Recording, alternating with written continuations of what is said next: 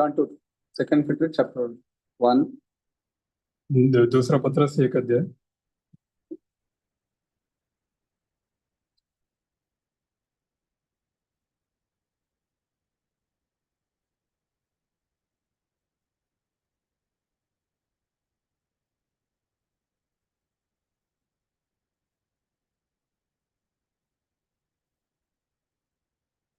We read verses 1 to 14. और 1 से लेके हम 14 वचन तक देखेंगे। 2 Peter chapter 1 verses 1 to 14. We'll read it one after the other.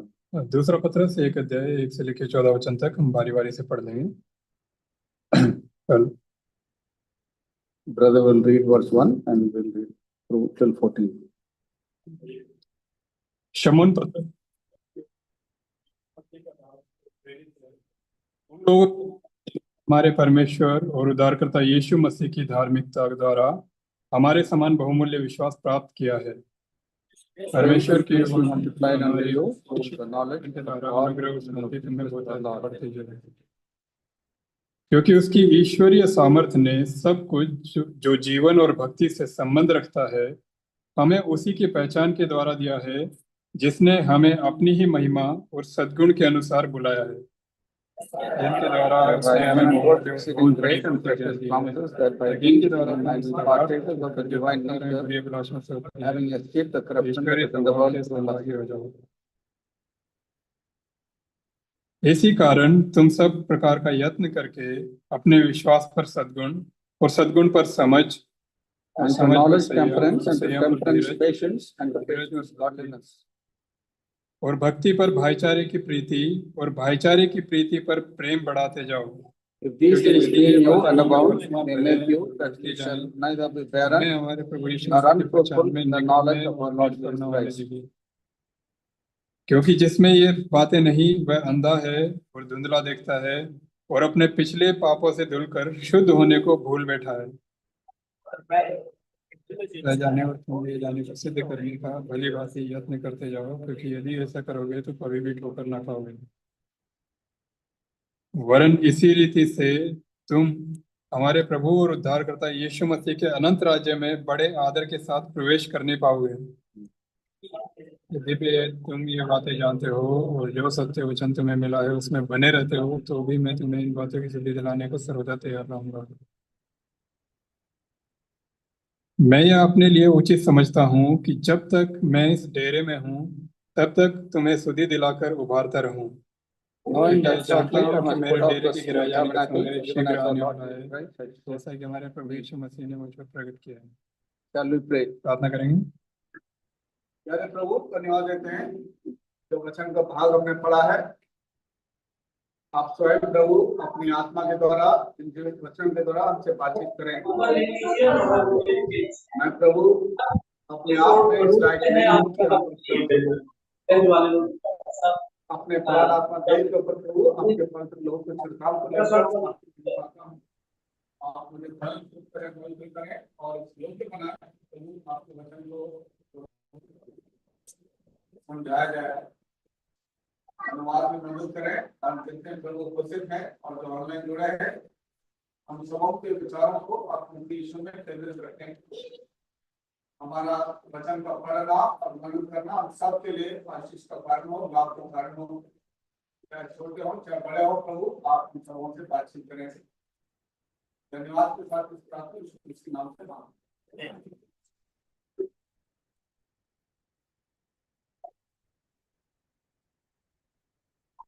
Epistle Peter is written to people of God.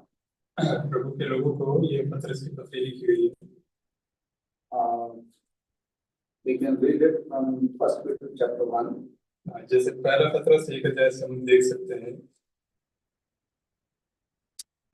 Chapter 1 verse 1. पहला पत्र से 1 अध्याय से 1 वचन। Peter, an apostle of Jesus Christ, to the strangers scattered throughout Pontus, Galatia, Cappadocia, Asia, and Bithynia, elect according to the foreknowledge of God the Father, through sanctification of the Spirit, unto obedience and sprinkling of the blood of Jesus Christ, grace unto you and peace be multiplied. पत्रस की ओर से जो यीशु मसीह का प्रेरित है, उन परदेशियों के नाम जो पोंतुस, गलातिया, कप्पदोकिया, आसिया और बिथुनिया में तितर बितर होकर रहते हैं और परमेश्वर पिता के भविष्य ज्ञान के अनुसार आत्मा के पवित्र करने के द्वारा आज्ञा मानने और यीशु मसीह के लहू के छिड़के जाने के लिए बुलाए लिए चुने गए हैं। तुम्हें अनुग्रह और शांति होता है, ऐसे मिलती रहे। And in 2 Peter chapter 3 verse 1 he says, तो दूसरा पत्र 3:10 के एक वचन में वो कहता है, the second epistle, beloved, I now write unto you in both, which I stir up your pure minds by way of remembrance. भाई प्रियो, अब मैं तुम्हें ये दूसरी पत्री लिखता हूँ और दोनों को सुधि जलाकर तुम्हारे शुद्ध मन को उभार। So Peter is wanting to stir up our minds that we may remain pure and be careful regarding the world in which we live in. पत्र से पत्री लिख के सुधि दिलाना चाहता है कि हमें शुद्ध मन को उभारे और जिस संसार में हम रहते हैं उसके विषय में हम सावधान रहें। And during the very days when Peter was there was a lot of difficulty to exercise faith because there were indoctrination going on. पतरस के समय में भी विश्वास को पालन करने में बड़ी कठिनाइयां थी क्योंकि वहाँ गलत शिक्षाएं भी थी। You can see it in 2 Peter chapter 2. जैसे दूसरे पतरस 2 अध्याय में हम देखते हैं verses 1, 2 and 3. 1 से लेकर 3 वचन में Very clearly says in those very days there were wrong doctrines, wrong philosophies and wrong teachings. तो उस समय भी ये वचनों के अनुसार झूठी शिक्षाएं थी, झूठी बातें थी, झूठी बातें थी। So Peter wants to warn them and teach them and stir up their minds. पतरस वहाँ पर चेतावनी देना चाहता है, सुधि दिलाना चाहता है, उनके मनों को उभारना चाहता है। Don't be careless regarding your Christian life. आपके मसीह जीवन के प्रति लापरवाह ना रहे। There are a lot of people who are practicing faith. बहुत से लोग जो अपने विश्वास को अभ्यास में लाते हैं And there are a lot of false doctrines prevailing. और बहुत सी झूठी शिक्षाएं वहाँ पर बड़ी प्रबल हैं। So he wants us to warn them. इसलिए वो चेताना चाहता है। And you can see this in 2 Peter chapter 2 verses 1, 2 and 3. और जैसे हम दूसरे पत्रस पहले दूसरे तीसरे अध्याय में देख सकते हैं। All those who can read, we'll all read it together. जो भी पढ़ सकते हैं हम साथ में मिलकर पढ़ेंगे। 2 Peter chapter 2, 1, 2 and 3. दूसरा पत्रस 2 अध्याय उसका 1, 2, 3 वचन। But there were false prophets also appeared, even as there shall be false teachers among you, privately shall preach करने वाले deny the Lord's and will upon them to give and many shall follow their traditions ways, by reason of hope. The way of truth shall be evil spoken of. And covetousness shall be to the inquiries. But children of you, who judge now for long time, they have not, and their damnation is coming. So people want to stir up the minds of the people to be careful regarding the practice of their faith. पतरस लोगों के मन को उभारना चाहता है उनके विश्वास के अभ्यास के विषय में। And therefore, he is writing this epistle and he is telling a lot of things. इसलिए ये पत्र लिखकर वो बहुत सी बातें बताता है। He says in verse 2 Peter chapter 1 verse 10. वो कहता है दूसरे पत्र से 1 अध्याय 10 वचन में। Let's all read verse 10 together. एक साथ 2 पढ़ेंगे। Peter chapter 1 verse 10. एक साथ पढ़ेंगे दूसरा पत्र से 1 अध्याय 10 वचन। Wherefore the rather brethren, diligence to be as knowledge in the election sure. पहली बात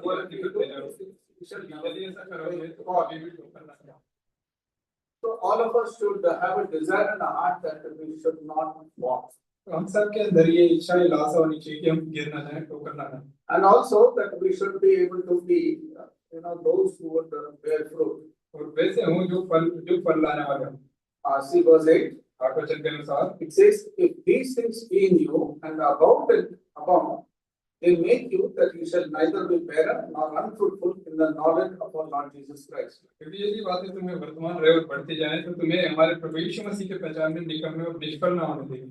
Your purity, your sanctity, your walk in this world will all depend on the extent of the knowledge of Jesus Christ that is embedded in our heart. तो आपकी पवित्रता, आपकी शुद्धता, आपका चाल चलन ये सब इस बात पर निर्भर करता है कि कितना प्रभु आपके मन में वास करता है। So if you want to be fruitful, तो इसलिए यदि फल लाना चाहते हैं then you should grow in the knowledge of the Lord Jesus Christ. प्रभु यीशु मसीह की पहचान में बढ़ते जाते हैं। And while you are growing the knowledge of Jesus Christ, जब आपकी पहचान में बढ़ते हैं you should be aware that there are a lot of weeds that are being sown. तो आप इस बात के लिए जागरूक रहें कि आपके बीच में कुछ ऐसे जंगली झाड़ियां भी उग जाएं। And among that weeds, you are supposed to grow. और उन जंगली पौधों के बीच में आपको बढ़ना है। You see Matthew chapter 13.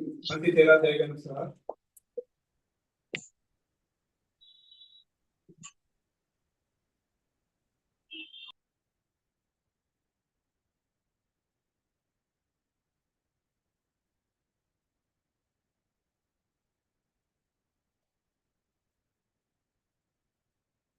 verses 22 and 23. 22 और 23 वचन। He also that receives seed among the thorns is seed that heareth the word, and the care of this word and the deceitfulness of riches choke the word, and he becometh unfruitful. But he that receives seed into the good ground is he that heareth the word, understandeth it, which also beareth fruit, and bringeth forth some and 100-fold, some 60 and some 30. जो झाड़ियों में बोया गया वो यह है जो वचन को सुनता है पर इस संसार की चिंता और धन का धोखा वचन को दबाता है और वो फल नहीं लाता। जो अच्छी भूमि में बोया गया वह यह है जो वचन को सुनकर समझता है और फल लाता है, कोई 100 गुना, कोई 60 गुना, कोई 30 गुना। So the Lord's desire is that we may not, we may be those seeds which are, those who are having a good ground, or your heart is receptive to the word of God. तो भी चाहता है कि हमारा मन ऐसी अच्छी भूमि हो जो वहाँ पर वचन को ग्रहण करे और फल लाए। So when you on Sunday morning get up early and then come to the house of God, जब आप संडे को सुबह उठकर जल्दी उठकर प्रभु के भवन में आते हैं and you want to be in fellowship of God's people, और आप प्रभु के लोगों की संगति में रहना चाहते हैं, this itself is a desire that you show that you want to grow in the knowledge of the Lord Jesus Christ. तो अपने आप में ये पहचान है इस बात की कि आप चाहते हैं कि आप उसके ज्ञान में बढ़ते जाएं। And therefore it is essential that this thirst and this hunger for being in the midst of God's children, continues to grow more and more. जरूरी है कि ये प्रभु के लोगों के बीच में रहने की जो भूख प्यास है ये समय के साथ बढ़ती जाए। Or in other words, it should say you are abounding more and more. या आपके अंदर बहुतायत से बढ़ती जाए। So the Lord help us that we might be careful regarding this issue. इसलिए इस विषय में प्रभु हमारी मदद करे कि हम सावधान रहें। If we turn to 1 Peter chapter 5 verse 1. पहला पत्रस 5 अध्याय उसके 1 वचन में हम देखें। Peter says as being an elder. प्राचीन के विषय में जो बताता है। See, he says, the elders which are among you, I exhort, who are also an elder, and the witness of the sufferings of Christ, and also a partaker of the glory that shall be revealed. तुम में से जो प्राचीन है मैं उनके समान प्राचीन और मसीह के दुखों का गवाह और प्रकट होने वाली महिमा में सहभागी होकर उन्हें समझा दूं। So he has seen everything in life. उसने अपने जीवन में सब कुछ देख लिया था। And after seeing everything, he says, before I depart, और सब कुछ देखने के बाद वो अपने जाने से पहले he is saying these words. वो इन बातों को वहाँ पर कहता है। You can see this in 2 Peter chapter 1 verse 14. जैसे हमने दूसरा पत्रस के अध्याय के 14 वचन तक देखा, 14 वचन में देखा। 13 14 says, 13-14 वचन में कहता है, yeah, I think it meet as long as I am in this tabernacle to stir you up by putting you in remembrance, knowing that shortly I must put off this my tabernacle, even as the Lord Jesus Christ had showed me. मैं ये अपने लिए उचित समझता हूँ कि जब तक मैं इस डेरे में हूँ तब तक तुम्हें सुधी दिला दिलाकर उभारता रहूं, क्योंकि जानता हूँ कि मेरे डेरे के गिराए जाने का समय शीघ्र आने वाला है, जैसा कि हमारे प्रभु यीशु मसीह ने मुझ पर प्रकट किया।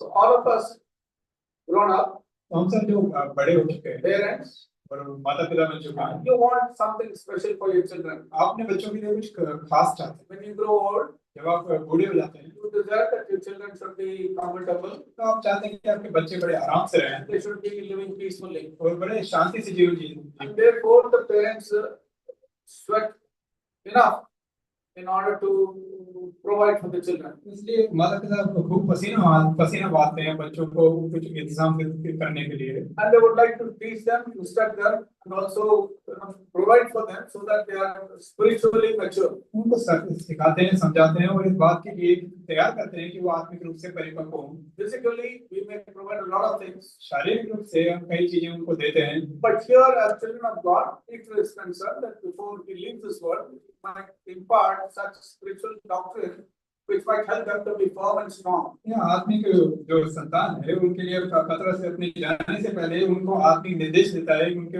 विश्वास में मजबूत बनाने के लिए। Therefore, says, brethren, be diligent and make your calling and election sure. इसलिए वो कहता है कि अपने चुन लिए जाने को सिद्ध करने के लिए यत्न करो। Now, all of us should know that we have been chosen, we have been separated, we have a separate calling. हम सब इस बात को जान है कि हम बुलाए गए हैं, चुने गए हैं और हमारी अलग बुलाहट है। And we need to make sure of this election which God has given to us. तो अपने चुन लिए जाने को जिससे प्रभु ने हमें चुना है हम इसको पक्का कर लें And for this we need to be diligent. और इसके लिए हमें यत्न करना है। You see, Proverbs chapter 10 verse 4. नीति वचन 10 अध्याय उसके 4 वचन देखते हैं। Proverbs chapter 10 and verse 4. नीति वचन 10 अध्याय 4 वचन।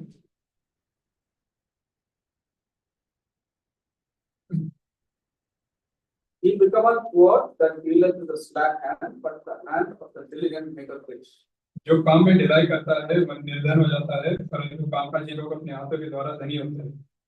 So if you are diligent in whatever you do, अगर आप कामकाज करने में हैं, जो कुछ भी आप करते हैं it is a blessing for you. ये आपके लिए एक आशीष है। But if you are lack and slothful, लेकिन अगर आप ढिलाई करते हैं आलस करते हैं then the word of God says you become poor. तो वचन कहता है कि आप निर्धन हो जाते हैं। So therefore it is essential that we are diligent in whatever profession or job or duties that we need to render. इसलिए जो जरूरी है कि हम जो भी काम करते हैं जो भी काम हमें दिया जाता है उसमें हम यत्न से करें। In Proverbs chapter 13 verse 4, और नीति वचन 13 अध्याय उसके 4 वचन में the soul of the sluggard desireth and hath nothing, but the soul of the diligent shall be made fat. आलसी का प्राण लालसा तो करता है और उसको कुछ नहीं मिलता परंतु कामकाजी हृष्टपुष्ट हो जाता है। Even the sluggard man, slothful man desires a lot, आलसी जो व्यक्ति होता है वो लालसा तो करता है but he needs to exercise it. लेकिन उसको काम करना He चाहिए। needs to be diligent in doing it. हाँ उसको काम करना पड़ेगा Then the word of God says he shall be made fat. तो उसके बाद में हृष्टपुष्ट हो जाता है। Read Proverbs chapter 22 नीति वचन 22 अध्याय में and verse 29. उसका 29 वचन। Proverbs chapter 22 and verse 29. नीति वचन 22 अध्याय 29 वचन। Seest thou a man diligent in his business, he shall stand before kings. He shall not stand before mean man. यदि तो ऐसा पुरुष देखे जो कामकाज में निपुण हो तो वह राजाओं के सम्मुख खड़ा होगा और छोटे लोगों के सम्मुख नहीं। So this is the diligence that the Lord is expecting of us in our spiritual life. हमारे आत्मिक जीवन में इस तरह से कामकाजी रहना प्रभु चाहता है। And therefore, let us understand what it means to be diligent in our spiritual exercise. इसलिए हम समझ लें कि हमारे आत्मिक अभ्यास में जैसे कामकाजी रहने का क्या मतलब है। Peter writes that there are so many things that we need to keep adding on to. पतरस वहाँ पर कहता है कि हमें उसमें और जोड़ते जाना है। So if you are not able to add on to whatever God has given to you, जो भी प्रभु ने आपको दिया है उसमें अगर आप जोड़ नहीं रहे हैं then there is a possibility that you remain barren. तो संभव है कि आप निष्फल रहें। And it is also possible that you just forget about it. ये संभव है कि आप इसके बारे में भूल ही जाएंगे। See verse 9 says, वचन he that lacketh these things is blind and cannot see afar out, and hath forgotten that he was purged from his old sins. क्योंकि जिसमें ये बातें नहीं वह अंधा है और धुंधला देखता है और अपने पिछले पापों से धुलकर शुद्ध होने को भूल बैठा है। In order to keep reminding yourself and to press forward, you need to practice these virtues which the word of God teaches us. यही आगे बने रहने के लिए और आगे बढ़ने के लिए हमें अपने आप को याद दिलाना है इन गुणों के विषय में जो प्रभु ने हमें दिया है। He has given us precious promises so that we might be partakers of the divine nature. उसने हमें बड़ी प्रतिज्ञा दी है ताकि हम ईश्वरीय स्वभाव के संभागी हो जाएं। Now, the divine nature is what God has given to us. ये तो ईश्वरीय स्वभाव है जो परमेश्वर ने हमें दिया है। And this divine nature gives us that hunger and thirst to put on these virtues, add it on day by day. ईश्वरीय स्वभाव है जो भी हमें इस बात को प्रेरित करता है कि हम इन गुणों को हर दिन बढ़ाते जाएं। And this comes purely by being closer to the Lord Jesus. पूरी तरह से प्रभु यीशु मसीह के निकट होने के कारण ही हमें The knowledge of the Lord Jesus Christ will only make you to draw closer to Him. प्रभु यीशु का जो ज्ञान है वो आपको उसके नजदीक ले जाने के लिए आवश्यक है। And when you draw closer to Him, you put on Christ. जब आप प्रभु के नजदीक जाते हैं तो आप उसको पहन लेते हैं And you put off the old nature. और पुराना स्वभाव आप उतार देते हैं। But if you do not get closer to the Christ, लेकिन यदि आप मसीह के नजदीक नहीं जाते हैं if you do not add these attributes, और यदि इन गुणों को आप अपने अंदर नहीं जोड़ते हैं then it is likely that you will miss the bus. तो संभव है कि आप जैसे एक तरह से बस छूट जाए। And therefore you need to be careful. ये सावधान रहें। Now, diligence is something which is good for us in the moral life, but also in the spiritual life. अब ये जो यत्न करना काम का ये है ना कि केवल हमारे नैतिक जीवन और आत्मिक जीवन दोनों के लिए जरूरी है। Let us start with Genesis chapter 39 उत्पत्ति 39 अध्याय and see verses 1 to 6. और उसका 1 से लेकर 6 वचन में देखेंगे। The most familiar passage which we all might know very well. और ये हम अच्छी तरह से जानते हैं इस बात को About how Joseph has been excelling in his work. जैसे यूसुफ अपने काम में पूरी तरह से निपुण था। You can see verse 6. 6 वचन And the Egyptian had left all that he had in Joseph's hand, and he knew not what he had, save the bread which he did eat. And Joseph was a goodly person and well favored. इसलिए उसने अपना सब कुछ यूसुफ के हाथ में यहाँ तक छोड़ दिया कि अपने खाने की रोटी को छोड़ वह अपनी संपत्ति का हाल कुछ न जानता था। यूसुफ सुंदर और रूपवान था। So Joseph was so diligent in his work, in whatever was handed over to him. Yusuf अपने काम में जो भी काम उसे दिया जाता था वो पूरा काम करके और मेहनत करने वाला था। And his diligence in his work made the Egyptian understand that the Lord was with him. तो उसके इसी गुण ने इस बात को पहचान दी कि उसका स्वामी जान पाया कि परमेश्वर उसके साथ है। See verse 3. 3 वचन And his master saw that the Lord was with him, and that the Lord made all that he did to prosper in his hand. Yusuf के स्वामी ने देखा कि यहोवा उसके संग रहता है और जो काम वह करता है उसको यहोवा उसके हाथ से सफल कर देता है। If you are really not prospering, अगर आप उन्नति नहीं कर रहे हैं then the world around you will not be able to understand the one on whom you are trusted and are believing and are working. तो जो आपके आसपास का जो संसार है लोग हैं वो इस बात को नहीं जान पाएंगे कि आप किस पर विश्वास कर रहे हैं। Your profession, the place of your work, the place of your stay, your conduct of life should be such that people may be able to say that the Lord is with this person or with this person. तो आप जहाँ रहते हैं चाहे जहाँ काम करते हैं वहाँ आसपास के लोग इस बात को देखकर आपको कह सके कि इस की परमेश्वर आप इसके साथ है।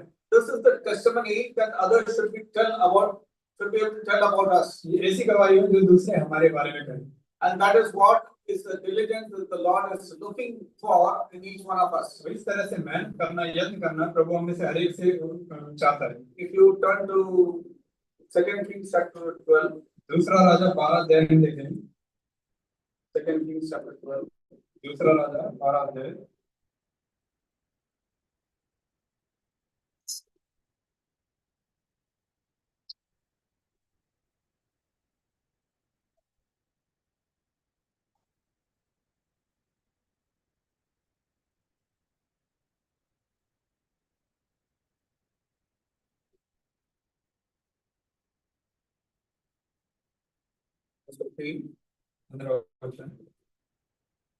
और जिनके हाथ में काम करने वालों को देने के लिए रुपया दिया जाता था उनसे कुछ हिसाब न लिया जाता था क्योंकि वे सच्चाई से काम करते थे। So there are people who are so diligent in handling the work which was entrusted to them. जो काम उन लोगों को दिया जाता था वो काम करने में इतने यत्न से करते थे। So the king had given them, entrusted them some work, राजा ने उन्हें कुछ काम दिया and we find that they were faithful in whatever they did. और हम देखते हैं कि वो जो भी काम उन्हें दिया जाता था उसमें विश्वास योग्य थे। There was no need to take an account from them. उनसे हिसाब लेने की कोई जरूरत ही नहीं। That is the extent of a man, a child of God is expected to be faithful to the Lord. इस तरह से एक प्रभु के संतान से अपेक्षा की जाती है कि वो प्रभु के प्रति विश्वास योग्य रहे। Now let us see something more. आगे देखेंगे। See in Nehemiah chapter 13 and verse 13. नहम्याह 13 अध्याय उसका 13 वचन।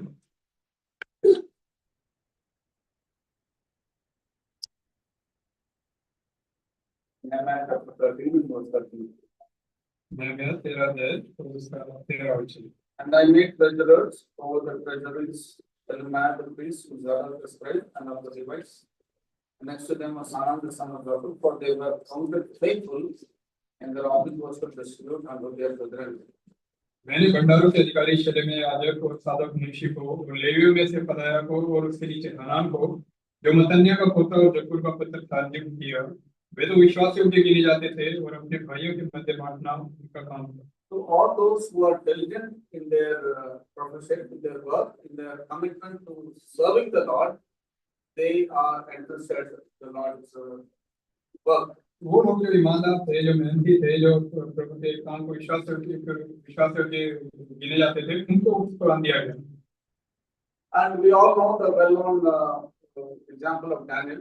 और हम दानियल के विषय में जानते हैं अच्छी तरह से। Chapter 6, verse 4 and 5. दानियल 6:4-5 वचन में। Daniel chapter 6, verse 4 and 5. Daniel 6:4-5 वचन में। तब अध्यक्ष और अधिपति राजकार्य के विषय में दानियल के विरुद्ध दोष ढूंढने लगे, परंतु वह विश्वासयोग्य था और उसके काम में कोई भूल या दोष न निकला और वे ऐसा कोई अपराध या दोष न पा सके। तब वे लोग कहने लगे, हम उस दानियल के परमेश्वर की व्यवस्था को छोड़ और किसी विषय में उसके विरुद्ध कोई दोष न पा सके। They could not find any error or fault in Daniel. Daniel के काम में वो कोई भूल और दोष नहीं पा सके, just because he was diligent in following the Lord. प्रभु को मानने में, अनुसरण करने में वो विश्वासयोग्य था। If we all in our following the Lord are diligent and faithful, यदि प्रभु का अनुसरण करने में हम सब विश्वासयोग्य और मेहनती हैं, I am sure this will be the testimony given about us. तो हमारे बारे में भी ऐसी ही गवाही दी जाएगी। There was neither any error nor fault found in him. कि उसमें कोई अपराध या दोष न पा सके। So we should endeavor or desire to have this kind of a life. हमें कोशिश करनी है कि हमारा जीवन इस तरह का हो। Now let us turn to Deuteronomy chapter 4 and verse 9. व्यवस्था विवरण 4:9 वचन।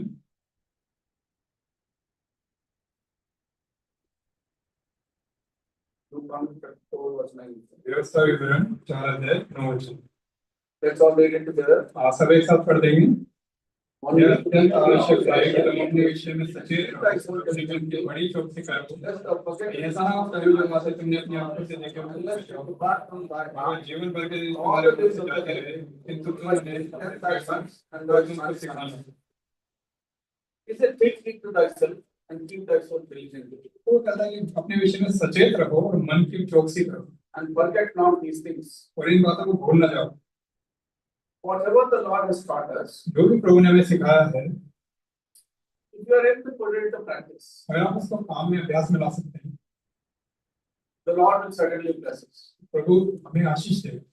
But sad to say that no matter how much we desire, yet we are not able to. लेकिन दुख की बात दुख के साथ हम कह सकते हैं कि हम कितनी कोशिश, कितनी लालसा करें, हम नहीं कर पाते। How did Peter come to this writing this epistle? कैसे पतरस ने इस पत्री को लिखा? He had gone through a lot of experiences in life. अपने जीवन में कई अनुभवों से गुजरा। He was such a situation where he almost denied Christ and 3 times he denied him. वो ऐसी परिस्थिति में भी पड़ा जहाँ उसने लगभग 3 बार प्रभु को इनकार कर दिया। And then we find it that one fine morning he says, when everything is over, he says, "Let us go fishing." और एक दिन एक सुबह जब सब कुछ हो जाता है, उसके बाद कहता है कि चलो मछली पकड़ने चलो। And then all the other disciples also follow Peter. और बाकी चेले भी पतरस के पीछे चल रहे थे। So the manner in which you conduct your life matters a lot. जिस तरह से आप अपने जीवन को जीते हैं, उसका बड़ा प्रभाव पड़ता है। See in Matthew मत्ती रचित सुसमाचार chapter 14 14 अध्याय and verse 13. और उसका 30 वचन। Matthew chapter 14 verse 13. मत्ती 14 अध्याय उसका 30 वचन। पर हवा को देखकर डर गया और जब डूबने लगा तो चिल्लाकर कहा, हे प्रभु मुझे बचा। So the Lord had to teach him as to what it means to 100% focus on the Lord. तो प्रभु ने उसको सिखाया कि पूरी तरह से 100% फोकस प्रभु पर ध्यान रखना है। The more in trouble you are, जितना आप संकट में हैं, you have the inborn habit of looking at the circumstance. तो आपके अंदर ये जो एक आदत है कि आप परिस्थितियों को देखने लगते हैं। And because of looking at the circumstances around you, you are bound to react according to it. और जैसे आप परिस्थितियों को देखते हैं और आप वो परिस्थितियों के अनुसार उसकी प्रतिक्रिया करते हैं। But the Lord is only was teaching Peter, no matter what the condition, look unto me. प्रभु पतरस को सिखा रहे हैं कि चाहे कोई भी परिस्थिति हो, तुम मेरी मुंह देखते रहो। I am sure we all are passing through very difficult times. हम सब कठिन समयों से गुजर रहे हैं। The degree of difficulty may vary from person to person. हो सकता है कठिनाई का स्तर अलग-अलग हो, अलग-अलग हो लिए। A little child will not want to sit and do his homework. छोटा बच्चा जैसे होमवर्क नहीं करना चाहता है, That will be his difficulty. ये उसके लिए कठिन है। He will not be able to sit at home for some time. He will want to run around. हाँ, वो घर में बैठने के लिए राजी नहीं होता, वो कहीं बाहर दौड़ता फिरता रहना चाहता है। That is his difficulty. ये उसकी कठिन है। But we who are grown up, लेकिन हम जो बड़े हो चुके we हैं have fairly a degree of difficulty which is appropriate to our age. और हमारी उम्र के हिसाब से उसके समान एक हमारे सामने कठिनाई है। So according to our age and according to our maturity and what God desires of us, we are given our own tests. तो हमारी उम्र के हिसाब से हमारी प्रभु की जो बुलाहट हमारे विषय में उसके हिसाब से हमारी अपनी अपनी परीक्षाएं कठिनाइयां हैं। The Lord knew Peter all through till his end. प्रभु पतरस को उसके अंत के समय तक जानता था। And therefore he went through all these situations, circumstances. वो उन सब परिस्थितियों से गुजरा। At one time he says, Lord, what will I get? एक समय वो कहता है कि प्रभु हमें क्या मिलेगा? In Matthew chapter 16 मत्ती 16 अध्याय and verse 22 और उसका 22 वचन।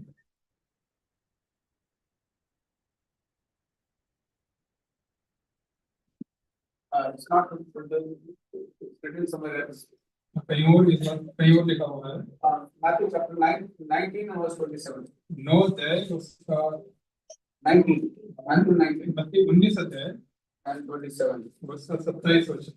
And then we answered Peter and said unto him, Behold, we have forsaken all and followed thee. What shall we have therefore? इस पर पतरस ने उससे कहा, देख हम तो सब कुछ छोड़कर तेरे पीछे हो गए हैं, तो हमें क्या मिलेगा? All of us come to this question at some time or the other. कभी ना कभी हमारे सामने हमारे मन में भी ये सवाल आया। We are going for so many years to the house of God. इतने सालों से हम प्रभु के भवन में जा रहे हैं। What is it that we are getting from there? हमें वहाँ से क्या मिल रहा है? Are we really getting something? क्या हमें कुछ मिल भी रहा है?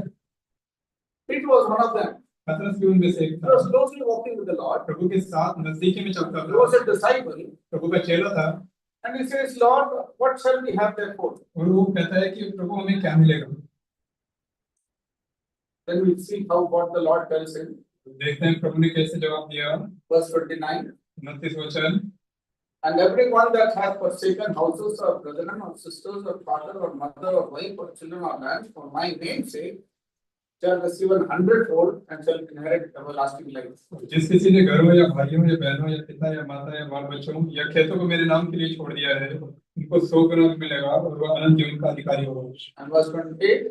28 वचन। And Jesus said unto them, Verily I say unto you that ye which have followed me in the regeneration, when the Son of Man shall sit in the throne of his glory, ye also shall sit upon 12 thrones, judging the 12 tribes of Israel. यीशु ने उनसे कहा, मैं तुमसे सच कहता हूँ कि नई सृष्टि में जब मनुष्य का पुत्र अपनी महिमा के सिंहासन पर बैठेगा, तो तुम भी जो मेरे पीछे हो लिए हो 12 सिंहासनों पर बैठकर इस्राएल के 12 गोत्रों का न्याय करोगे। This is that same Peter who in his initial days of following the Lord, वही पतरस जो अपने प्रभु के अनुसरण के आरंभिक दिनों में, we read in John chapter 18 verse 10. यूहन्ना 18 अध्याय के 10 वचन में जब पढ़ते हैं, John chapter 18 यूहन्ना 18 अध्याय and verse 10. 10 वचन। While Jesus was about to be arrested, जब प्रभु को पकड़ा जाना था, he was in Gethsemane. गethsemane के बगीचे में। And then we see in verse 10 what it says. 10 वचन में हम देखते हैं, Then Simon Peter, having a sword, drew it and smote the high priest's servant and cut off the right ear. The servant's name was Malchus. तब शमून पतरस ने तलवार जो उसके पास थी खींची और महायाजक के दास पर चलाकर उसका दाहिना कान उड़ा दिया। उस दास का नाम मलकुस था। So Peter was so fervent and earnest in his desire and full of zeal while following the Lord. पतरस अपने पूरे उत्साह में था, पूरे लालसा के साथ प्रभु के अनुसरण करता था। He drew out a sword and cut off one of the high priest's servant's ear. कि उसने तलवार निकालकर महायाजक के दास का कान काट दिया। And immediately Jesus said unto Peter, put up thy sword into the sheath. यीशु ने पतरस से कहा कि अपनी तलवार म्यान में रख। The cup which my Father hath given me, shall I not drink it? जो कटोरा पिता ने मुझे दिया है उसमें क्या ना पीऊं? So Peter did not understand the cross which Jesus had to carry. पतरस उस क्रूस को नहीं समझ पाया जो प्रभु यीशु को उठाना। He was so possessive and jealous for the Lord. वो प्रभु के लिए इतना उत्साहित था, इतना वो प्रभु को प्रेम रखता था। He could not tolerate that he is being led like that. कि वो सह नहीं पाया इस बात को कि प्रभु को इस तरह से पकड़ा जा रहा है। Therefore, he was with so much zeal or jealousy. He wanted to show off the power that he has. तो इस तरह से बड़े उत्साह और जलन के रखते हुए वो अपनी सामर्थ को दिखाना चाहता था। So in the initial days of our Christian walk, we might have a lot of zeal and desire to work for the Lord. तो उसके आरंभिक दिनों में प्रभु के पीछे चलने की बड़ी लालसा और बड़ा उत्साह उसके अंदर था। But slowly and slowly, लेकिन धीरे धीरे the Lord has been revealing. प्रभु ने उसको प्रकट किया। Let us start to one more thing. Matthew chapter 17, मत्ती 17 अध्याय verses 3, 4, and 5. उसका 3, 4 और 5। Matthew chapter 17. मत्ती 17 अध्याय 3, 4 और 5। और मूसा और एलिया उसके साथ बातें करते हुए उन्हें दिखाई दिए। इस पर पतरस ने यीशु से कहा, हे प्रभु, हमारा यहाँ रहना अच्छा है। यदि तेरी इच्छा हो तो मैं यहाँ 3 मंडप बनाऊं, एक तेरे लिए, एक मूसा के लिए और एक एलिया के लिए। तो बोल ही रहा था कि बिजली बादल ने उन्हें छा लिया और उस बादल में से यह शब्द निकला, यह मेरा प्रिय पुत्र है जिससे मैं प्रसन्न हूँ, इसकी सुन। So Peter was so enamored to see that sight on the mount. उस पतरस इस दृश्य को देखकर बड़ा आश्चर्यचकित हो गया। Moses and Elias were there, कि मूसा और एलिया भी वहां पर हैं and Jesus also stood there. और प्रभु यीशु भी वहां हैं। So he wanted to equate all the three, saying, Lord, it is good for us to be here. Let me make 3 tabernacles. हाँ, तो वो तीनों को बराबर करते हुए वो कहता है कि हमारे यहाँ रहना अच्छा है, 3 मंडप हम यहाँ पर बनाएं। So the Lord wanted to teach him, I am above Moses and Elias. प्रभु वहां पर सिखाना चाहता था कि वो मूसा और एलिया से भी ऊपर है। It is so good that you have learned about Moses and about Elias, सच्चा है कि आपने मूसा और एलिया के बारे में जान लिया, but you have still not known who I am. लेकिन मुझे जो मैं क्या हूँ उससे नहीं जाना। And therefore the Lord answered and told, इसलिए प्रभु ने वहां पर कहा, revealed himself कि उसको प्रकट किया by a cloud which overshadowed them. एक बादल ने उन्हें छा लिया And the voice came, बादल में से शब्द निकला, this is my beloved son in whom I am well pleased, hear ye him. ये मेरा प्रिय पुत्र है जिससे मैं प्रसन्न हूँ, इसकी सुन। Peter, it is me who you have to listen to. पतरस, तुम्हें मेरी बात सुननी। There could be great men of God. बड़े-बड़े प्रभु के लोग होंगे। Moses could be there. मूसा हो सकता है, Elias could be there. Elia हो सकता है, And mighty servants of God may be there. वो प्रभु के बड़े-बड़े दास हो सकते But हैं। remember your voice, you should be able to hear my voice. लेकिन याद रखें कि तुम्हें मेरी बात सुननी है। I am the only one. केवल मैं ही नहीं, And all glory should come to me. सारी महिमा मुझे ही मिलनी है। I will not give my glory to anybody. मैं अपनी महिमा दूसरे को ना दूंगा। Through all these experiences, Peter was brought. इन सब अनुभवों से पतरस गुजरा। And therefore, after understanding all these, इन सब बातों को समझने के बाद, before his death, अपने जाने से पहले, मृत्यु से पहले, Peter is warning and telling these things. पतरस इन बातों को लिखता है। He says, add to your faith virtue, वो अपने विश्वास पर अपने गुणों को बढ़ाते जाओ। and to virtue knowledge, और सद्गुण पर समझ, and to knowledge temperance, समझ पर संयम, and to temperance patience, संयम पर धीरज, and to patience godliness, धीरज पर भक्ति, and godliness brotherly kindness, भक्ति पर भाईचारे की प्रीति, and to brotherly kindness charity. और भाईचारे की प्रीति पर प्रेम बढ़ाते जाओ। All these things should be together. ये सब बातें एक साथ होनी चाहिए। Let us look upon ourselves अपने आप को देखें and see what is it that we are adding up to in our life. और देखें कि हम अपने जीवन में क्या जोड़ रहे हैं। We are coming regularly. लगातार हम आते हैं, We are reading the word of God. प्रभु के वचन को पढ़ रहे We हैं, are praying. प्रार्थना कर रहे हैं, We are being in fellowship. संगति में। But what is it that we are adding up to in our Christian life? तो हमारे मसीह जीवन में हम क्या जोड़ रहे हैं?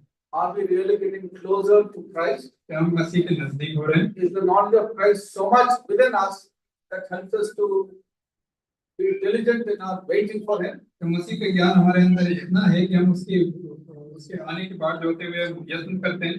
Psalm chapter 1 puts it very clearly.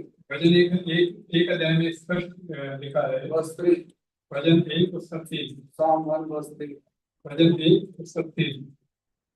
वह उस वृक्ष के समान है जो बहती नालियों के किनारे लगाया गया है और अपनी ऋतु में फलता है और जिसके पत्ते कभी मुरझाते नहीं। इसलिए जो कुछ वह पुरुष करे वो सफल होता है।